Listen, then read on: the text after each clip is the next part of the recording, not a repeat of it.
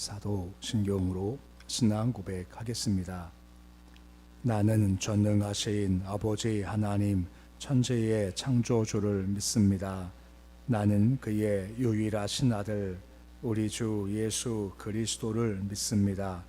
그는 성령으로 잉태되어 동정녀 마리아에게서 나시고 본디오 빌라도에게 고난을 받아 십자가에 못 박혀 죽으시고 장사된 지 사흘 만에 죽은 자 가운데서 다시 살아나셨으며 하늘에 오르시어 전능하신 아버지 하나님 우편에 앉아 계시다가 거기로부터 살아있는 자와 죽은 자를 심판하러 오십니다. 나는 성령을 믿으며 거룩한 공교회와 성도의 교제와 죄를 용서받는 것과 몸의 부활과 영생을 믿습니다. 아멘. 찬송가 380장 찬양하겠습니다.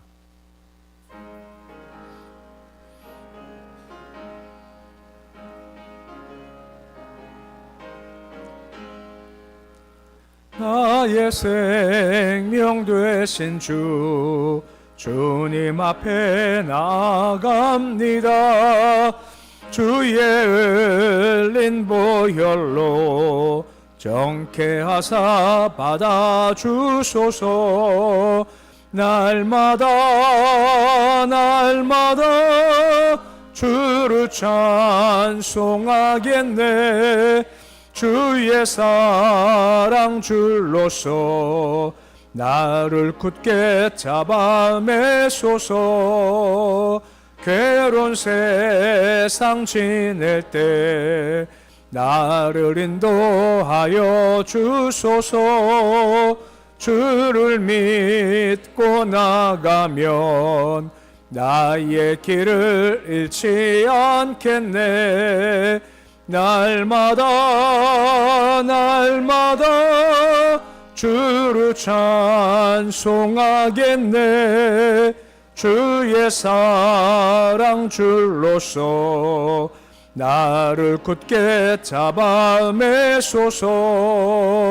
세상 살아갈 때에 주를 더욱 사랑합니다. 밝고 빛난 천국에 나의 영혼 들어가겠네. 날마다 주를 찬송하겠네. 주의 사랑 줄로서 나를 굳게 잡아 매소서.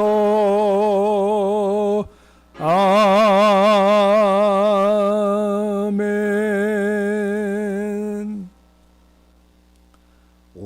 543장 찬양하겠습니다.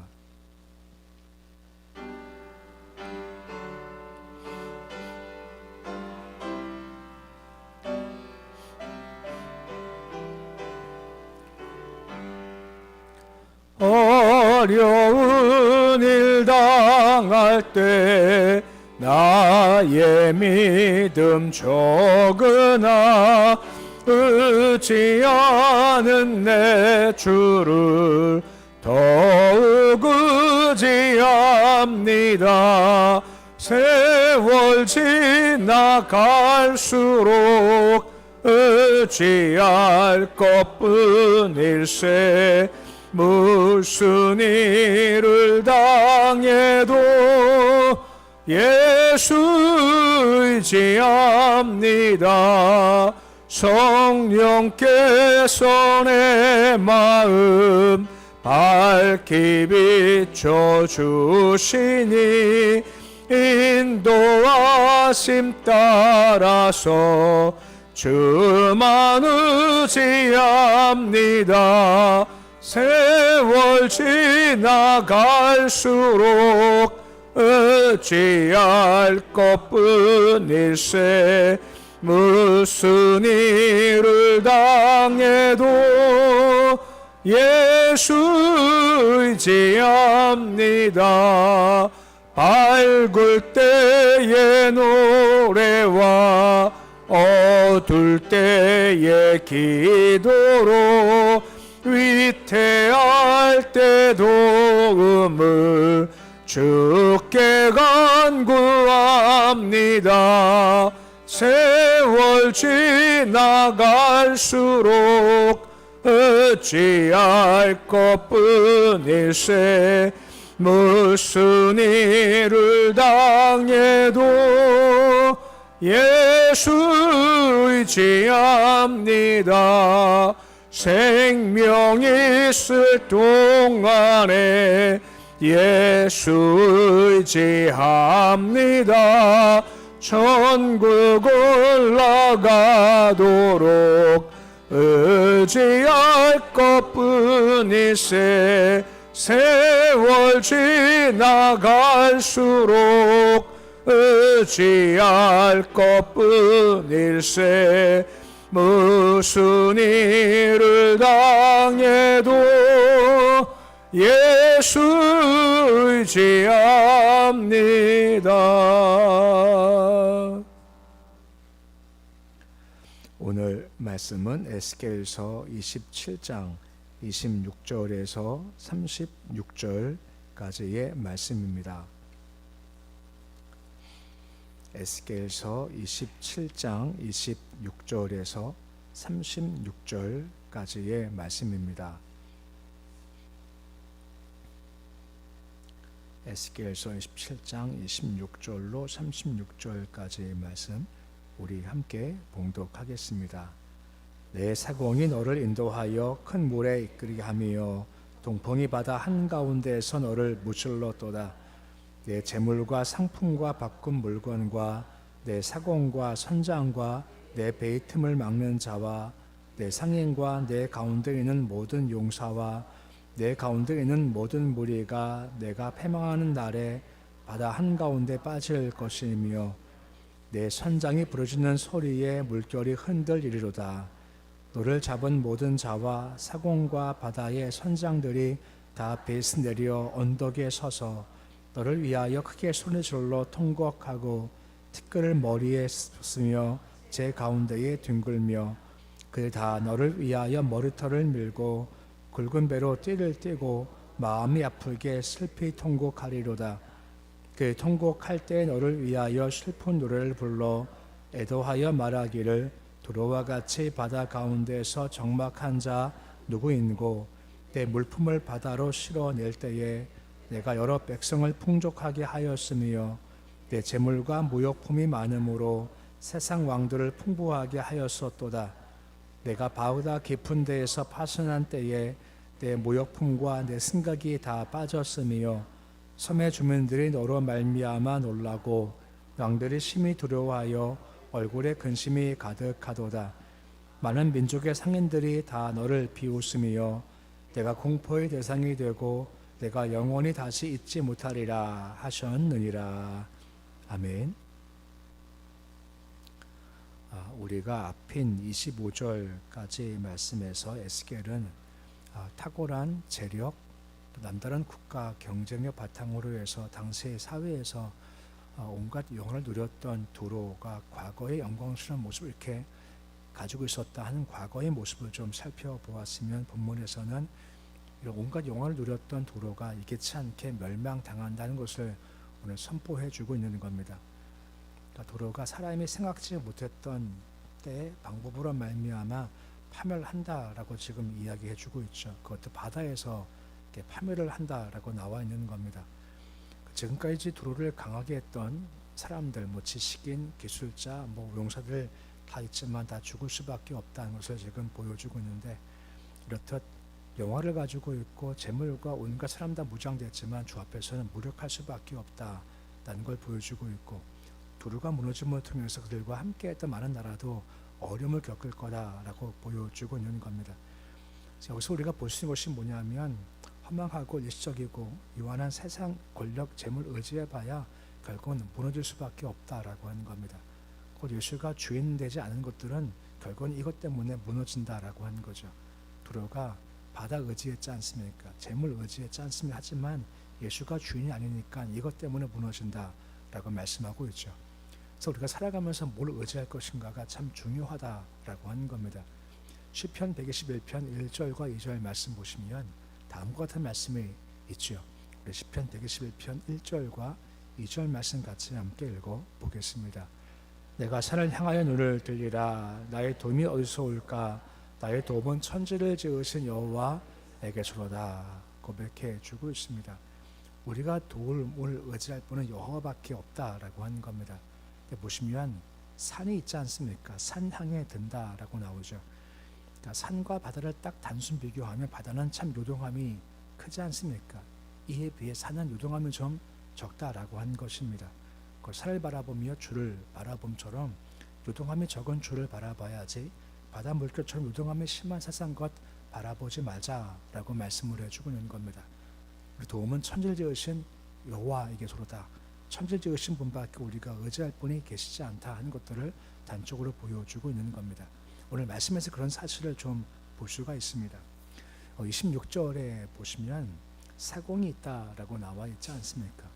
이 사공은 두로의 영화를 가져왔던 그런 사람들을 통칭해서 사공이다라고 할 수가 있습니다. 뭐 통치자일 수 있고 뭐 지배자일 수 있는 거죠. 이런 사람들이 여러 가지 방법을 통해서 많은 것들을 쌓아 놓았고 영화를 가져오게 됐죠. 근데 큰 물이 임한다라고 하고 있지 않습니까? 동풍이 임한다라고 되어져 있는 겁니다. 사람의 한계를 가지고 어느 만큼의 물은 견딜 수 있겠지만 큰 물은 견디지가 못한다라고 하는 거죠. 이 동풍이라는 것은 성경에서 참 많이 나오는 겁니다. 아라비아 사막에서 불어오는 뜨거운 바람이다라고 하는 것이고, 강력히 불어올 때는 곡식을 다 말려 버리죠. 뜨거운 열기 때문에.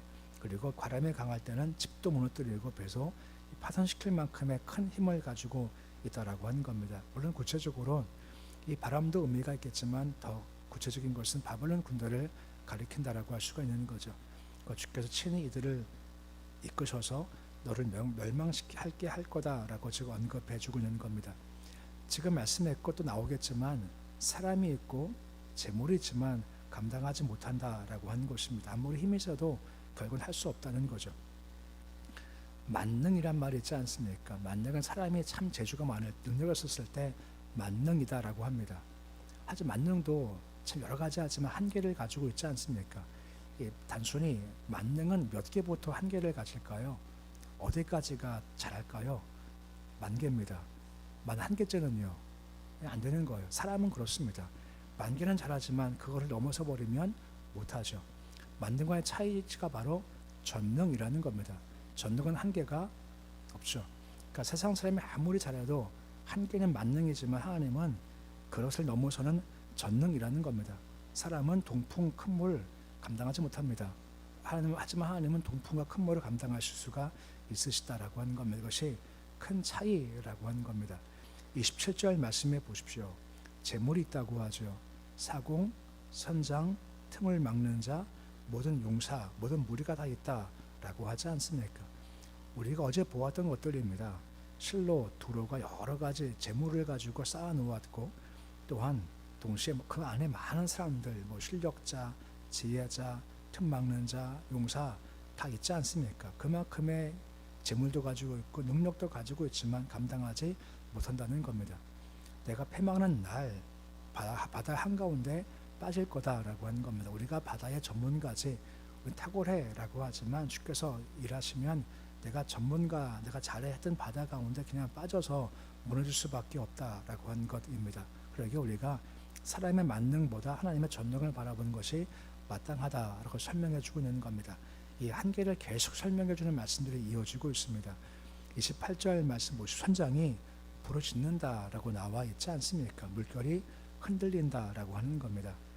지금 파선 직전에 배에 선장이 막 다급하게 막 소리를 지르고 있는 멸망 상황을 지금 가리키는 거죠. 선장은 좁게 말하면 두로의 최고 통치자인 왕을 의미할 수 있고 또 모든 백성들을 함께 의미한다라고 하는 겁니다. 부르짖죠. 그러니까 패망 당할 때 고통 때문에 할 수 있는 것이 아무것도 없는 겁니다. 이것도 안 되고 저것도 안 됩니다. 할 수 있는 것은 그냥 울부짖는 것밖에 없는 것이 그들의 패망의 모습이다라고 하는 겁니다. 근데 한 가지, 그들의 부르짖음과 우리의 부르짖음이 좀 차이가 있다라고 하는 것입니다. 히스기야도 아수르 침략 때 할 수 있는 것이 아무것도 없지 않습니까? 싸울 힘이 없고 능력도 없게 된 거죠. 그때 희식이 한 것이 뭐였습니까? 똑같아요. 부르짖었다라고 하는 겁니다. 이게 그의 최선이었던 거죠. 근데 차이가 뭐죠? 두로는 그냥 부르짖음이고 희식이 한 대상이 있지 않습니까? 누구한테 부르짖는 건가요? 하나님께 부르짖는다라고 하는 겁니다. 그가 부르짖으니 주께서 뭐라 말씀하십니까? 내가 내 기도를 들었고 눈물을 보았다라고 하며 역사해 주신다라고 하는 것입니다. 세상은 그냥 부르짖어요. 그냥 울고 마는 거죠. 하지만 아무 효과가 없습니다. 우리는 똑같이 연약하지만 우리가 부르짖을 대상이 있으시다라고 하는 겁니다. 그분은 들으시고 보신다, 그리고 역사해 주신다라고 하는 겁니다. 이것이 우리와 그들의 큰 차이점이다라고 하는 것입니다. 계속 무너지는 모습이 나오죠. 29절 말씀 보시면 노를 잡은 모든 자 사공 선장들 다 바다에 내려 언덕에 서서라고 나옵니다. 이 말은 두로를 향해서 가는 배가 있는 겁니다. 무역하러. 근데 갑자기 두로가 망하는 겁니다. 그러니까 가봐야 소용이 없으니까 다른 곳 가서 언덕 위에서 그냥 두로를 바라보는 겁니다. 멸망당한 것을 그냥 지켜보기만 할 뿐 감당할 것이 아무것도 없더라라고 하는 겁니다. 사람은 그래요. 사람들은 이처럼 뭔가 누가 멸망당할 때 지켜볼 수밖에 연약한 밖에 가지지 못한다라고 하는 거죠. 그러기에 그런 연약한 사람들을 바라보고 의지하지 말자라고 하는 겁니다. 30절 말씀 보십시오. 통곡한다. 티끌 머리에 쓴다. 제 가운데 뒹군다. 31절 말씀. 머리털을 민다. 굵은 배를 띈다. 슬피 통곡한다 라고 하죠. 이건 전부 다 누군가 죽었었을 때 상중에서 했던 행동들을 지금 가리키는 것이 이 모습이라고 한 거죠. 온 열방 사람들이 도로가 멸망당했었을 때 그렇게 슬퍼할 거다 하는 것을 설명해 주고 있는 겁니다. 돌아가 32절 말씀 보시면 적막하다라고 하죠. 적막하다는 것은 쑥대밭 됐다. 그리고 조용하다 하는 의미를 가지고 있는 겁니다. 한참 멸망당한 난리였지만 다 끝난 상태가 되어버리고 만 겁니다. 다 끝났으니까 그냥 조용한 겁니다. 활기참도 없고 시끄럼도 없고 활발함도 없고 그냥 쑥대밭에서 그냥 조용한 상태가 되어버린 도로의 멸망을 지금 바라보는 것을 지금 이 적막하다 하는 것을 설명해주고 있는 겁니다. 34절에 무역품도 빠졌다, 승객도 빠졌다라고 하고 있지 않습니까? 그들 자랑이었죠. 하지만 승객도 무역품을 결국은 다 바다 가운데 가라앉아서 죽을 수밖에 없다는 겁니다. 그럼 이걸 바라본 다른 나라 사람들의 반응이 뭘까요? 첫 번째 반응은 35절입니다. 놀라고 두렵고 근심했다라고 나오는 겁니다. 바라보면서 야, 이거 어떻게 도로가 망할 수 있냐? 혹시 우리도 망하는 거 아니야? 두려움, 근심이 있다라고 하는 거죠. 하지만 36절 말씀 보시면 한 번에 싹 바뀝니다. 36절 말씀 보시면 어떤 반응을 보이고 있습니까? 비웃으며 라고 말씀을 해주고 있습니다. 그 이유가 무엇입니까? 처음에는 근심과 두려움과 슬픔이 있지만 잠시 후 보면 이게 우리한테 이익이다 라고 하는 겁니다. 도로가 망하니까 도로가 였던 그런 경쟁력, 무역품 다 우리한테 오겠구나 하면서 그들이 비웃고 오히려 좋아하더라 라고 하는 겁니다. 이게 바로 세상이다 라고 하는 겁니다. 세상은 다 그렇습니다. 세상은 자기 중심이고 자기 유익이지 않습니까? 이 나라 사람들 도로와 함께 교육하면서 참 좋았다라고 하지만 막상 무너지니까 잘됐다, 이제 우리 것 되겠구나 하면서 오히려 비웃었다는 모습을 지금 보이죠. 그런 세상 의지해봐야 무슨 소용이겠습니까? 그런 사람 기대해봐야 무슨 소용이겠습니까? 사람은 그럴 수밖에 없다는 거죠. 내가 믿어, 하지만 믿을 것이 아무것도 없다라고 하고 믿어지는 오직 주님밖에 없다 하는 것을 한 번 더 단적으로 보여준다라고 하는 겁니다.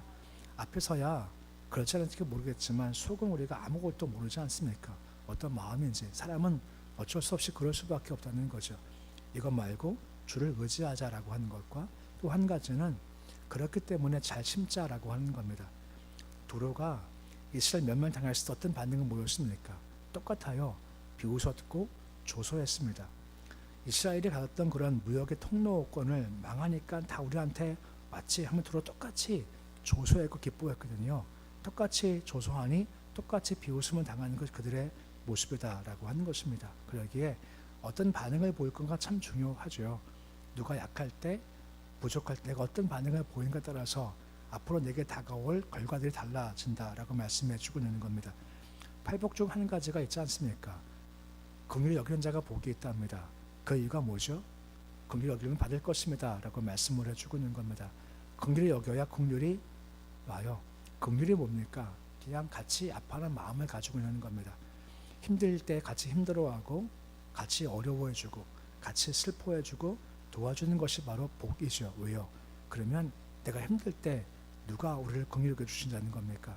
하나님이 직접 긍휼히 여겨 주신다라고 하는 겁니다. 그것이 바로 복이 있다는 겁니다. 그 관계가 반응이 참 중요하다라고 할 수가 있는 겁니다.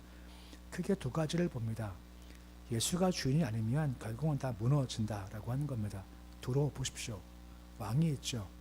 상인도 있죠. 기술자가 있죠. 용사가 있지 않습니까? 그리고 틈을 막는 뛰어난 사람도 많다 하고 무엇보다 물질도 그만큼 많이 쌓여져 있지만 예수가 빠지니 아무것도 아니더라라고 하는 겁니다. 큰 물 동풍 감당하지 못하다는 겁니다. 우리 역시 마찬가지입니다. 우리가 가정이든 교회든 일터든 기업이든 아무리 뭔가 쌓였어도요, 예수가 빠지면 아무것도 아니고 큰 물 감당하지 못한다라고 하는 겁니다. 나의 도움은 어디서 올까? 어디서 오는 건가요? 천을 지으신 여호와께서부터 오는 거다라고 하는 겁니다. 그분 바라보자라는 겁니다. 그리고 두 번째가 뭐였습니까? 반응이 중요한 겁니다. 어떻게 반응을 보일 건가? 오늘처럼 남이 약할 때 비웃을 거냐? 긍휼히 여길 것이냐? 큰 삶의 결과를 가져오게 된다라고 하는 겁니다. 예수가 같이 긍휼히 여겨 주십시오. 위로하시고 격려하시고 도와주십시오. 이것이 바로 복입니다. 왜? 그때 내가 어려움 당할 때 주께서 손 내밀어 주시고 위로 격려 도우심이 있기 때문이라고 하는 겁니다. 말씀을 기억하면서 오직 한 번 주만 바라보시고 그리고 긍휼히 반응을 잘 보여서 긍휼히 여김 받는 그런 복된 길 걷는 모습이 되실 수 있으시기를 우리 주 이름으로 축원해 드립니다. 기도하겠습니다. 아버지 하나님, 오직 한 분 예수밖에 없습니다. 도로 큰 나라, 재물, 실력자, 왕, 상인, 지혜자 많았지만 큰 물 이만희, 동풍 이만희 감당이 안 되는 겁니다. 사람이 아무리 잘해도 만능이지만 전능하지 못합니다. 그리고 우리 전능하신 주를 의지하는 지혜를 주시기 원합니다. 오늘 말씀 나오지만 슬퍼하다가 결국은 비웃는 것이 이방 나라의 반응이지 않습니까? 그렇게 바뀌는 돌변하는 사람이나 세상 의지하지 않게 하시고 산처럼 요동함이 없는 줄만 잘 의지하게 해주시고 도움 주께 바라보는 우리 신실한 믿음 되도록 도와주옵소서. 도로 울부짖습니다. 하지만 그것이 끝이었습니다. 헤세기야 울부짖습니다. 주께서 들으시고 보시고 능력을 주십니다. 우리가 의지할 대상, 부르짖을 대상은 예수입니다. 늘 새벽에 나와서 주를 의지하고 구하고 부르짖고 눈물 뿌려서 주께서 보시고 들으시는 역사를 경험토록 주님 도와주시옵소서. 새벽 주심을 참 감사를 드립니다. 우리가 새벽에 잊고 있던 주를 다시 한 번 더 확인하는 시간이 되어지길 소망합니다. 매일마다 나에겐 주님이 계시지, 내가 의지할 분은 오직 한 분 주님이시지 하는 것들을 새벽에 다시 한 번 더 확인하게 해주시고 그분이 계시니 요동하지 않고 흔들리지 않고 근심 걱정하지 않고 믿음으로 나갈 수 있도록 새벽에 주여 인도해 주옵소서. 오직 예수 한 분 이름이 있습니다. 그 이름이 모든 것 되십니다. 아버지, 예수 이름 부르실 때 온갖 어려움 문제 많지만 예수께 해결해 주심을 믿고 간절한 새벽 기도되게 해 주시고 기도해서 응답받고 해결받도록 주여 도와주시옵소서.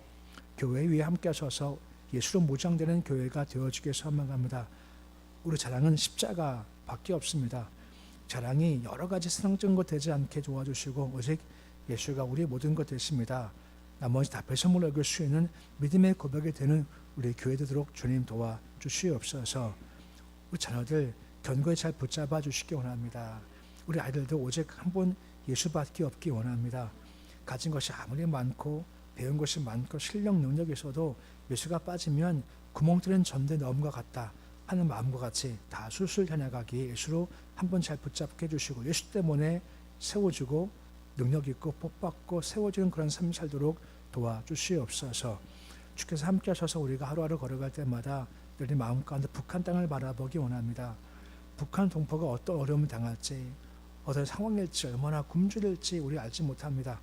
그리고 우리가 그저 주의 마음을 가지고 긍휼히 여기는 마음을 주시기 원합니다. 긍휼히 여길 때 긍휼히 여김을 받겠다 말씀해 주셨습니다. 북한 땅의 힘든 것 어려운 것들을 바라보면서 남의 일 되지 않게 도와주시고 우리 일 되고 우리의 마음에 치근한 마음 가지고 기도하고 아버지 주께 나가서 간구해서 우리가 필요할 때 주의 긍휼 받는 모습 될 수 있도록 주님 도와주시옵소서. 오늘 주의 이름 하루가 시작되었습니다. 하루 쉽게 온전히 맡겨드립니다. 힘과 은혜, 능력 주시옵시고 주를 찬송하며 주를 바라보는 믿음의 길로 걸어가도록 도와주옵소서. 예배드리며 김희정 가서 1층 먼저 헌금 김대영천 감상 성경금 주께 드립니다. 드린 손길 주께서 붙잡아 주시기 원합니다. 손길 주의 친절한 팔에 안기는 손길이 되어지기 소망합니다. 주 안에 머물면서 요동하지 않게 해주시옵시고 이는 아무 증거 배지 않지만 믿음만 가져 승리하도록 도와주시옵소서. 예수님의 이름으로 기도드립니다. 아멘. 하늘에 계신 우리 아버지 이름을 거룩하게 하시며 아버지 나라가 오게 하시며 아버지의 뜻이 하늘에서와 같이 이루어지게 하소서. 오늘 우리에게 일용할 양식을 주시고 우리가 우리에게 잘못한 사람을 용서하여 준 것 같이 우리 죄를 용서하여 주시고 우리를 시험에 빠지지 않게 하시고 악에서 구하소서. 나라와 권능과 영광이 영원히 아버지의 것입니다. 아멘.